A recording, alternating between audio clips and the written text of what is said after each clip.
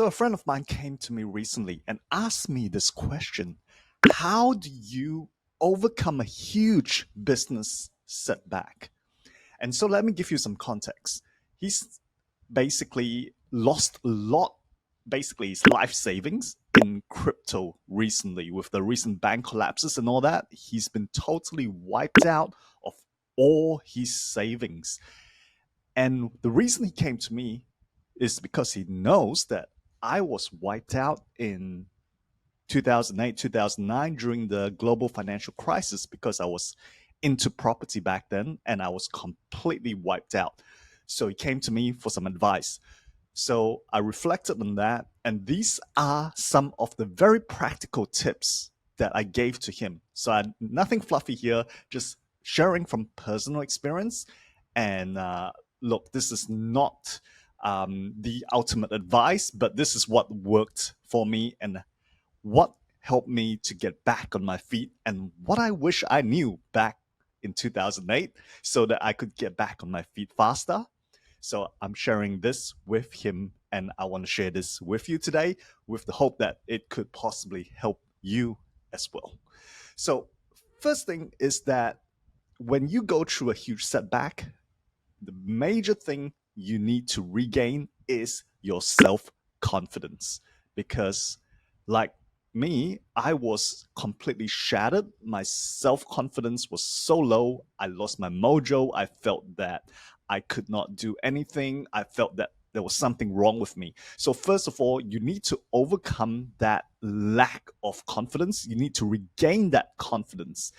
And what you need to do is to set small goals, just small little goals, like every day, just go and do something little and make and celebrate that as a win.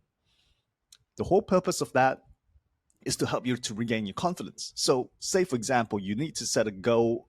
Maybe it is a simple goal of just hitting the gym, right? Or it may just be a simple goal of just writing one blog post or recording one video, something like that, that just gives you that sense of confidence again that you can actually achieve things.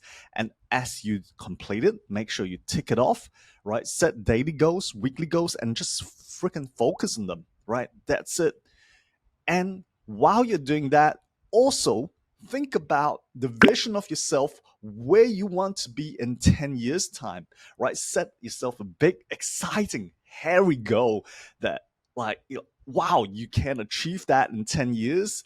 And I know it may be hard at that stage when you're really low, but if you can set a goal that really excites you, that there is a vision that 10 years' time you will be in a certain place in a certain way, that's gonna excite you and make you, I guess, get back some of that zing in life, right? So make sure that, and more importantly, get back that why. And that's the other thing. You probably need to have that why again, why you want to be there in 10 years, which is super duper important.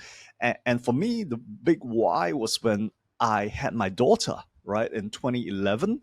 I was still very.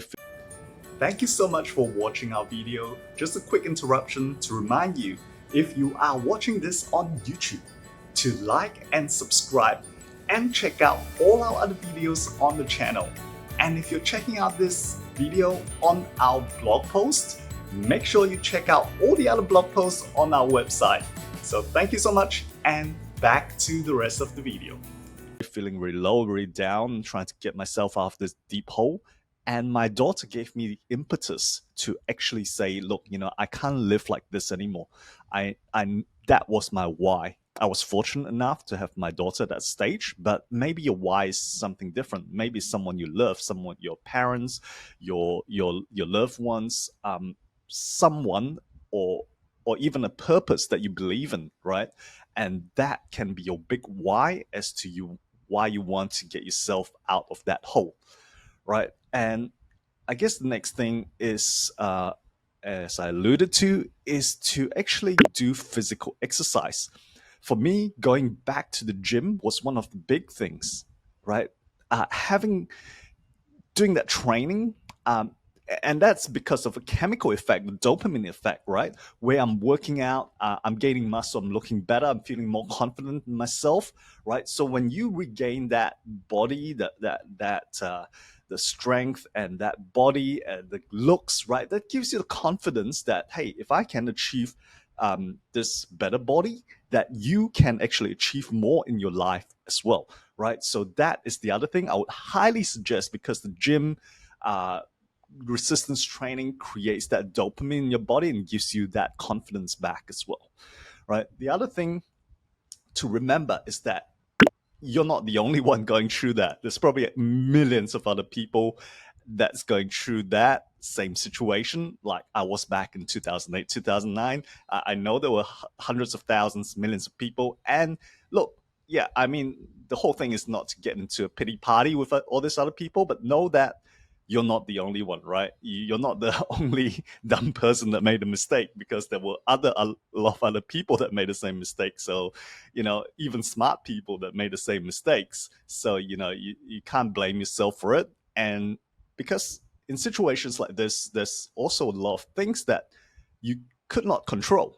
Like when the global financial crisis hit, there were things I could not control. So there is a tendency to blame yourself for everything, but be aware that it really, some of the stuff that is that you really could not control it, right? So stop blaming yourself for stuff, take responsibility, learn from the lessons, but do not blame yourself for stuff, because if you blame yourself, you just keep putting yourself down, and that hurts you both from an energy, psychology perspective, and that's not good for you to move forward. Okay, so just remember those things as well.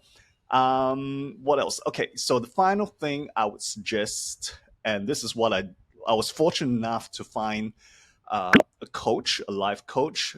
So that is something I highly suggest as well. Get a life coach, get a therapist, talk to them, and to help you resolve some of these issues faster, right? And if you do not have, if you're completely wiped out and do not have any cash or whatever, the other thing you can do is to journal, right? Journal in a way that, what are the lessons you've learned from these situations, and what are good things that can potentially come out of it. So journaling is probably the other thing I would suggest that you do anyway. And the other thing with the journaling, you don't need to just write. What I find really useful is that I speak it out, right? So this is my practice now, daily practice right now, is to actually speak out my journals every day instead of just writing it. And that, speaking it out makes it more real for me. And it's like, kind of like I'm expressing what's in my mind, in my subconscious, and then my emotions much better than the writing. So yeah, that's the other thing that you can try doing, and I'm sure you feel a lot better once you do this journaling as well. So these are my tips. I hope you like it, and feel free to share any more tips. If you're on YouTube, just comment below, and yeah, I'll see you in the next video.